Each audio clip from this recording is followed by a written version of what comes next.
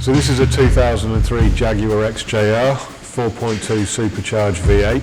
So we've blacked out all the chrome to start with. He wants predominantly a black on black vehicle. We've gone with black Foos wheels, repainted the brake calipers black.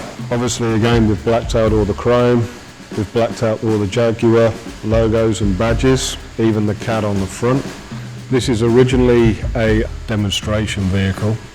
We're going to be modifying the engine for more power. We're running a cold air induction system that we're making in-house. We're also putting in a limited slip diff in the rear, basically so he can drift from Auckland to Wellington.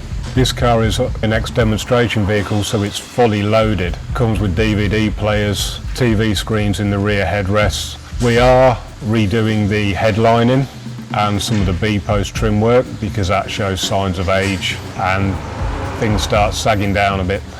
So we just make it all nice and tidy. Driver's seat's obviously missing. We're just doing some electrical work on that, getting rid of some old gremlins. Jaguar is a very iconic, steeped in history, powerful car manufacturer. It's got a huge racing pedigree. It's got iconic branding through all ages, not just the fuddy-duddy old man sort of gentleman in driving gloves thing. There is a future. We need to move into the future, but I don't think Jaguar has captured quite the essence of what their brand is. It's for them to gamble with.